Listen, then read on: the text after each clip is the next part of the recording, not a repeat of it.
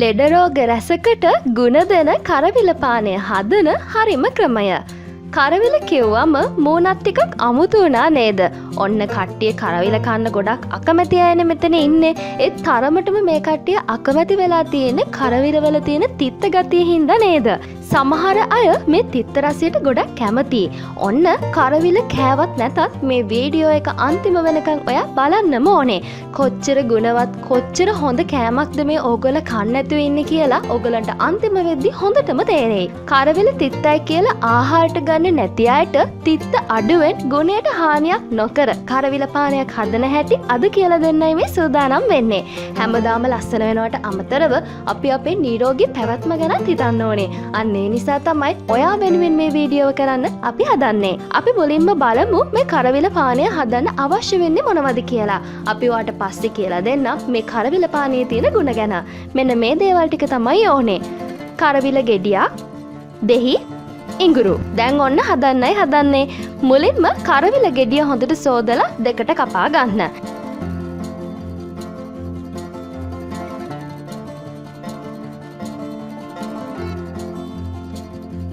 දැන් මේ මැද තියෙන කොටස ඉවත් කරගන්න ඕනේ. ඇට එක මේ පානය හදන්නත් පුළුවන්. ගොඩක් තිත්ත ගතිය වැඩි වෙන්න පුළුවන් නිසා තමයි අපි මේ ඇට ටික ඉවත් කරන්නේ. ඔයාට පුළුවන් මේ ඇට ටික විසික් කරන්න නැතුව මේක අවුවේ වේලන්න දවස් දෙක තුනක් වේලලා නැත්නම් ලිපේ කබලේ බැදලා ගත්තත් කමක් නැහැ. දවසට එකක් විතර කන්න පුළුවන්. මේ කරවිල ඇට වලින් පිළිකා මර්ධන බෙහෙතකුත් හොයාගෙන තියෙනවා. අපි කලින් ඔයාලට මේ ගැන වීඩියෝවක් කරා. ඉතින් ඒ වීඩියෝවේ ලින්ක් එක මම ඩිස්ක්‍රිප්ෂන් එකේ දාන්නම් බලන්නකෝ.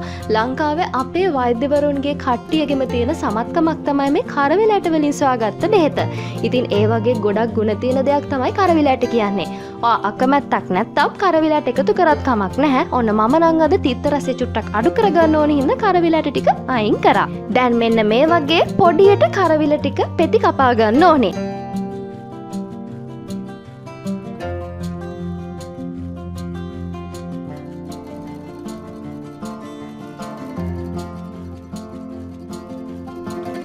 මේ තියෙන්නේ අපි කපපු කරවිල ගෙඩිය. දැන් ඔයා කරන්න ඕනේ මෙන්න මේකයි. බ්ලෙන්ඩර් කප් එක අරගෙන කපපු කරවිල ටික එකට දාගන්න.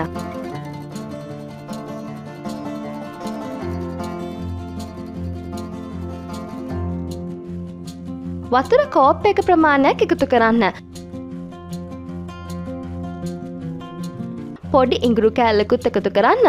අත්‍යවශ්‍යම නැහැ ඉඟුරු දාන එක. දැන් හොඳට මේක බ්ලෙන්ඩ් කරගන්න. මේ තියෙන්නේ කරවිල ටික බ්ලෙන්ඩ් කරාට පස්සේ. දැන් ඔයා වීදුරුවක් අරගෙන කරවිල යුෂ ටික ඒකට පෙරා ගන්න ඕනේ.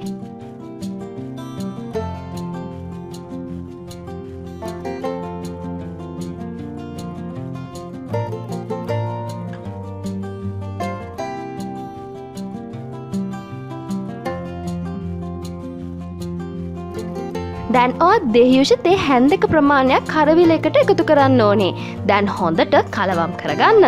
ඔන්න කරවිල පානය අපි හදලා ඉවරයි.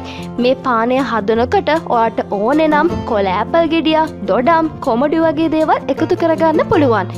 ඒත් මේ ක්‍රමය තමයි කරවිලවල ගුණය 100%ක්ම ගන්න පුළුවන් සාර්ථක හරිම ක්‍රමය. ඔන්න දැන් ඔන්න වැඩේ හරි. අපි මුලිනුත් කිව්වනේ කරවිල යුෂ පානය හදන හැටි කියලා දුන්නට පස්සේ මේකෙන් තියෙන ගුණ ගැන කියලා දෙන්නම් කියලා.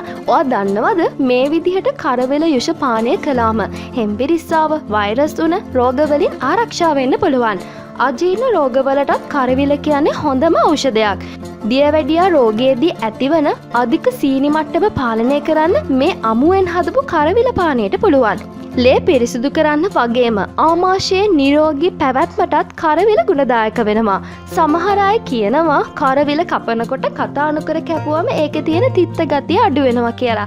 මම ඉතින් පොඩ්ඩක් try කරලා බැලුවා. ඒ වුණාට වැඩේ හරි ගියේ නෑ. තිත්ත ගතිය ඒ විදිහටම තිබ්බා. ඒ වුණාට පෞද්ගලිකව කරවිල කන්න කැමතියි මම නම්. ඔයා දන්නවද රුධිරය පිරිසිදු කරන නිසා ඔයාගේ රුධිර සංසරණය හොඳටම වෙලා සම පැහැපත් වෙන්නත් උදව් වෙනවා. ඉතින් ඒ නිසා කරවිල කියන්නේ සම පැහැපත් වෙන්නත් උදව් වෙන දෙයක්. ඔන්න හොඳට මතක තියාගන්න. කිරිපණු රෝගය සුව කරගන්න පුළුවන් කරවිල යුෂ තේ හැඳි දෙකක ප්‍රමාණයක් බිව්වම. පොඩි අයට මේක පාවිච්චි කරන්නත් පුළුවන්. තව දෙයක් ඔයාට කියන්නම ඕනේ. අධික ලෙස දියවැඩියා තියෙන කෙනෙක් නම් ඔයා දැනටමත් බෙහෙත් බොනවා ඇතිනේ.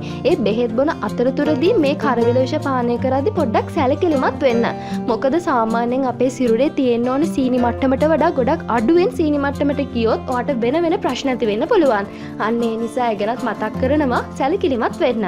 ඉතින් ගොඩක් අය අකමැති රස නෑ මේක තිත්තයි කියලා අහක දාලා තිබ්බ ඉතාමත් ඖෂධීය ගුණයක් තියෙන දෙයක් තමයි මේ කරවිල කියන්නේ. ඉතින් කරවිල මේ විදිහටම නැතුව ඔයාට පුළුවන් සම්බෝලයක් විදිහට නැත්නම් ව්‍යංජනයක් විදිහටත් ලබා ගන්න. ඒ වුණාට කරවිල තම්බනවා නම් අඩුවෙන් තම්බලා ගන්න. ඉතින් මේ වගේ මොන ක්‍රමයකට හරි ඔයාට පුළුවන් නම් කරවිල වගේ කැම වේලට එකතු කරගන්න ඔයාට ලෙඩ රෝග රසක්ම සුව කරගන්න පුළුවන් වෙනවා. තවත් අපි කරවිල ගැන ඔයා නොදන්න රහස් රසක්ම රැගෙන ආපු වීඩියෝවක් කරලා තියෙනවා. ඒ වීඩියෝවේ ලින්ක් එකත් අපි ඩිස්ක්‍රිප්ෂන් එකේ දෙන්නම්. කරවිල කියන එක අපිට ගෙවත්තේ වවා ගන්න පුළුවන් ශාකයක්. බෙහෙත් ගහන්න නැතුව ඉතින් නැවුම් විදිහට අපිට මේ දේවල් ආහාරයට එකතු කරගන්න පුළුවන්. ඉතින් ඒ වගේ දෙයක් තියෙනකොට අපි කෘත්‍රිම දේවල් ගිහිල්ලා අරගෙන කාලා ලෙඩ හදා ගන්නවට වැඩිය ඔන්න මම අද ඔයාට කියනවා කරවිල කියන්නේ ඊටමත් ගුණදායක දෙයක් කියලා ඔයාට තේරෙන්නේ නැතිනේ. ඉතින් අද ඉඳන්වත් ඔයාගේ කැම වේලට කරවිල එකතු කරගන්න අමතක කරන්න එපා. ඉතින් තවත් මේ වගේ ඔයාගේ නිරෝගීකම ගැන හිතන වටිනා වීඩියෝවක් අරගෙන අපි ඉදිරියටත් එන්න සූදානම්. අපත් සමග හැමදාමත් ආදරයෙන් ලැංගතුකමින් රැඳී සිටින්න. බොහොම ස්තුතියි.